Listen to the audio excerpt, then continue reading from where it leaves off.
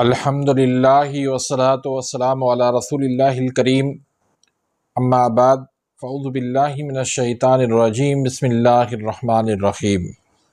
محترم ناظرین کرام، محترم بھائیوں اور بہنوں، السلام علیکم ورحمۃ اللہ وبرکاتہ۔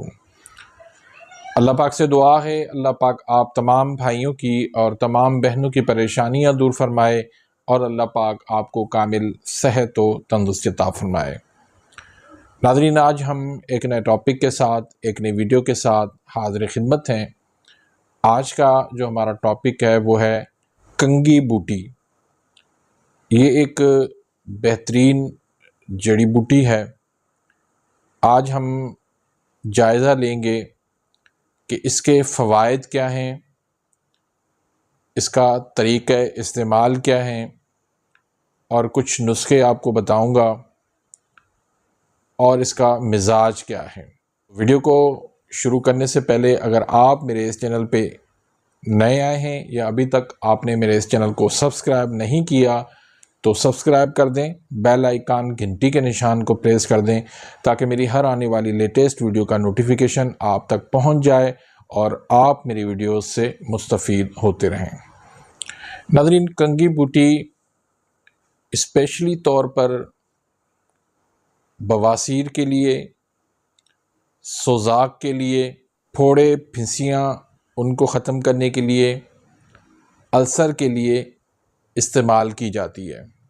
اس کے علاوہ یہ بخار، سینے کی جلن اور پیشاب کی نالی میں جلن کے لیے استعمال ہوتی ہے۔ فارسی میں اس کو درخت شانہ کہا جاتا ہے، بنگالی میں اس کو بریلا پیت کہا جاتا ہے، عربی میں مستل کول کہا جاتا ہے، سندھی میں کہو کہا جاتا ہے، ہندی میں کنگھی یا کانگھی بوٹی کہا جاتا ہے، تامل میں ہرڑ تو نوگنڈ، بہت مشکل نام ہے، بڑی مشکل سے میں اس کی ادائیگی کر پا رہا ہوں، اور لاطینی میں یورفوبیا، اور انگلش میں اس کو کنٹری میلو کہا جاتا ہے۔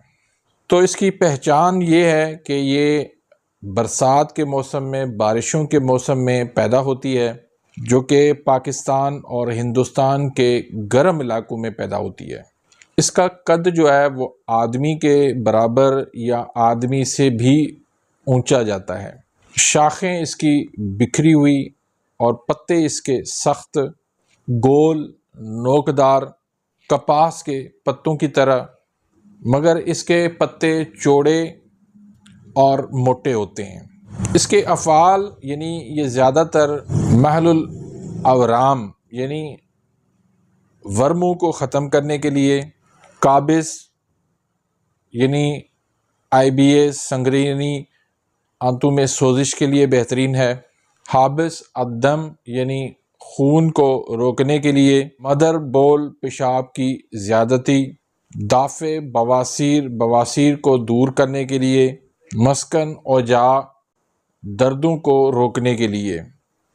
اس کا نفع خاص جو ہے میں پہلے بھی بیان کر چکا ہوں کہ بواسیر اور سوزاک ان کے لیے یہ اکسیر ہے، اور مضر کمزور اشخاص کے لیے، ان کے لیے یہ نقصان دہ ہے۔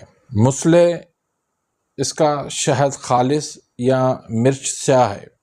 اس کے اندر کیمیائی اجزاء جو ہیں کلورائڈ، میگنیشیم، سلفیٹ اور کیلشیم پائے جاتے ہیں۔ مقدار خوراک اس کی 5 سے 7 گرام اس کے پتوں کی ہے، اور تخم اس کا جو ہے بیج اس کی 7 ماشے سے لے کر 1 تولے تک ہے۔ اس پودے کے تمام اجزاء، پتے، جڑ، پھول، بیج، پھل، یہ سارے اجزاء جو ہے وہ دوائیوں کے اندر استعمال کیے جاتے ہیں۔ ایسے لوگ جن کو دودھ ہضم نہ ہوتا ہو،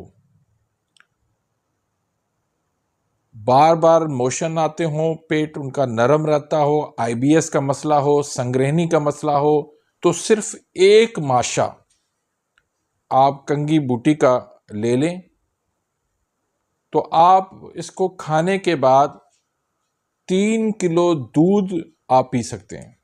اور بواسیر بادی کے لیے کنگھی کے پتے لے لیں آپ 21، اور مرچ سیاہ آپ لے لیں 21، دونوں کو آپ پیس لیں، گولیاں بنا لیں، روزانہ 1 گولی آپ کھا لیں، 7 دن کے اندر انشاءاللہ بواسیر بادی جو ہے وہ ختم ہو جاتی ہے۔